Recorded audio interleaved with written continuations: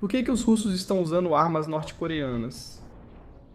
Então, a Coreia do Norte é uma das nações mais fechadas do planeta, com qualquer informação sobre o que acontece dentro do país sendo cuidadosamente controlada pelo governo. O papel deles nos assuntos internacionais é no máximo limitado e, com poucas exceções, eles estão praticamente isolados do resto do mundo. Dá para imaginar o choque da comunidade internacional ao ver equipamentos militares norte-coreanos na Rússia e Ucrânia. Então, o que exatamente a Coreia do Norte está enviando? Bem, a extensão exata do envolvimento norte-coreano no conflito é desconhecida, mas pode ser rastreada até 2022. Os primeiros carregamentos eram principalmente projéteis de artilharia e foguetes. Com o prolongamento da guerra, equipamentos antigos fora de uso há décadas foram reativados, como o obuseiro M46 produzido logo após a Segunda Guerra Mundial. Depois de tirar o pó dos canhões que estavam armazenados, surgiu um pequeno problema. O canhão de artilharia de 130 mm usa munição que não é normalmente utilizada pelo exército russo, e as poucas munições restantes em estoque foram rapidamente consumidas. Para compensar essa escassez, eles recorreram a Pyongyang, que ainda equipa suas forças com o obuseiro chinês tipo 59, que é uma cópia do M46 e usa a mesma munição. A Coreia do Norte possui grandes estoques dessas e de outras munições, como os projéteis de 152 mm e foguetes terra-terra. Tendo passado várias décadas encarando seus vizinhos do sul, gastando enormes recursos para um conflito aberto que ainda não eclodiu. Isso gerou um grande estoque para uso. Porém, com o conflito se estendendo, os russos receberam mais que munição. De acordo com relatórios de inteligência, além de postagens em redes sociais e blogs militares que estudam o conflito, as forças russas foram equipadas com cerca de 120 peças de artilharia autopropulsada norte-coreanas. Presume-se que sejam os obuseiros Koksam Mi-1000 989 de 170 mm. Como a Coreia do Norte é tão isolada, os detalhes técnicos exatos do M1989 são um pouco misteriosos. M1989 Koksam é a designação ocidental para o canhão, que foi observado pela primeira vez em 1989 na cidade de Koksam. Ela é baseada no modelo anterior, o M1978 Koksam, que utilizava um tanque de batalha principal chinês, tipo 59 como chassi, que foi aprimorado com o trator de artilharia soviético ATS-59.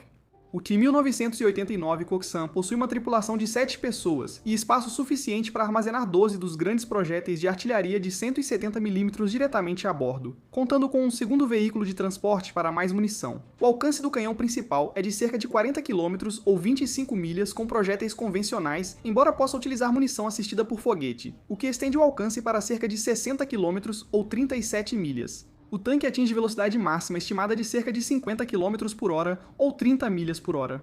Há poucas informações sobre armas secundárias, espessura da blindagem e proteção contra ataques nucleares, biológicos e químicos. Os norte-coreanos também enviaram o seu sistema de lançadores múltiplos de foguetes M1991 ou MLRS para a zona de conflito. Como outros equipamentos do arsenal norte-coreano, a designação M1991 foi atribuída pela inteligência ocidental, pois ele foi observado pela primeira vez em 1991. Esse MLRS é baseado no soviético BM-24 e pode disparar uma rajada de foguetes de 240 mm a uma distância relatada de 30 a 60 km, ou cerca de 18 a 37 milhas, dependendo da variante específica. O M1991 pode disparar seu conjunto de 22 foguetes em cerca de 45 segundos e pode usar uma variedade de ogivas, como autoexplosivo e fragmentação, fumaça e munições incendiárias. Também existe a possibilidade de que os foguetes possam ser carregados com armas químicas, embora não haja indicação de que essas tenham sido usadas na Ucrânia ou sequer enviadas para a zona de conflito. Os lançadores são montados num chassi de caminhão com tração nas 6 rodas que não é blindado, embora isso não seja um grande problema, já que ele foi projetado para se aproximar do alvo, disparar e recuar antes que o inimigo o veja. Os foguetes não são guiados nem precisos, atuando pela supressão diária ao cobrir grandes regiões com munições, semelhante a um bombardeio em tapete. Eles têm sido usados contra alvos grandes, como bases militares, centros logísticos e formações concentradas de tropas. Estima-se que 120 desses sistemas já foram enviados até agora. O Mi-1991 é uma lembrança do passado, remetendo aos lendários foguetes Katyusha, apelidados de órgão de Stalin pelas tropas alemãs, que os soviéticos usaram com efeito devastador na Segunda Guerra Mundial.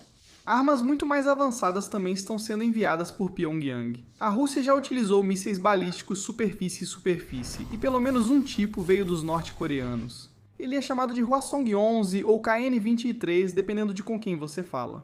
e até onde se sabe, ele é baseado em uma combinação do Iskander russo com o Ryumu-2 sul-coreano, e foi observado pela primeira vez em 2018. Como acontece com a maioria das armas norte-coreanas, os detalhes aqui são escassos, mas há relatos de que seu alcance é de cerca de 600 a 700 km ou aproximadamente 375 a 435 milhas. Alguns mísseis na Ucrânia da variante menor KN-23D, com um alcance de 200 km ou 125 milhas, ele pode conter uma ogiva de alto explosivo de 500 kg ou 1.100 libras, e pode potencialmente ser equipado também com uma ogiva nuclear ou química. O míssil é guiado por um sistema de navegação interno ou possivelmente por satélite, o que significa que ele pode mudar sua trajetória enquanto está no ar, o que complica qualquer contramedida contra ele. O lançador é instalado em um caminhão, o que garante alta mobilidade ao sistema e permite sua rápida instalação, lançamento e retirada antes de receber fogo de resposta.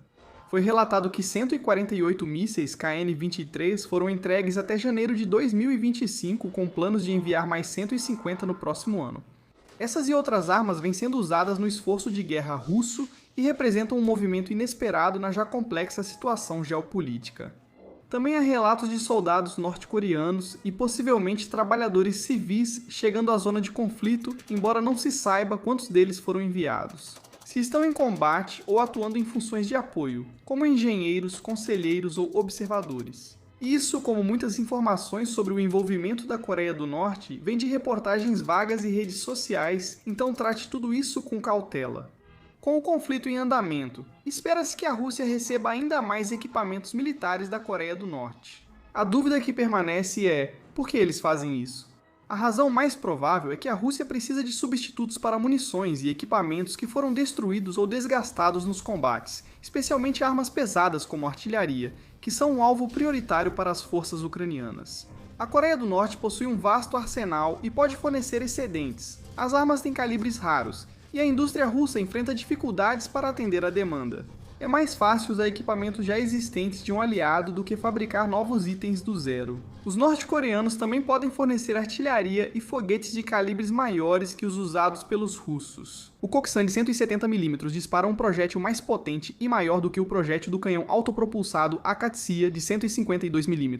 Então pode romper defesas ucranianas fortificadas com muito mais facilidade. Outros equipamentos, como o Uragan MLRS, não são economicamente viáveis para uso regular, e o Koksan tem um alcance muito maior do que o Pion, outro obuseiro autopropulsado russo. Resumindo, certas armas norte-coreanas são mais eficazes que as russas. A Coreia do Norte também pode querer demonstrar força no cenário mundial. Eles passaram décadas isolados do resto do mundo, então talvez essa seja a maneira deles de se envolver. A Coreia do Norte não entra em guerra há décadas, então talvez teste seus equipamentos antes de se envolver num conflito. Quem pode dizer? Isso parece ser uma revitalização do acordo da Guerra Fria, com tanto a Rússia quanto a Coreia do Norte comprometidas a ajudar uma a outra, caso uma delas seja atacada por uma força externa. Apesar de haver interpretações sobre as condições para uma intervenção militar, o acordo aumenta a cooperação entre as duas nações. Além da ajuda militar, há também um componente econômico no tratado, aumentando o comércio entre as duas nações, que cresceu 9 vezes no último ano. Não está claro o que a Rússia oferece pelo equipamento norte-coreano, mas pode ser matéria-prima, alimentos e possivelmente rublos, algo vital para a nação com dificuldades financeiras. O envolvimento da Coreia do Norte no conflito em andamento na Ucrânia tem sido acompanhado de perto tanto pelos governos nacionais quanto por observadores leigos do conflito, e representa um desdobramento inesperado em uma situação já complexa.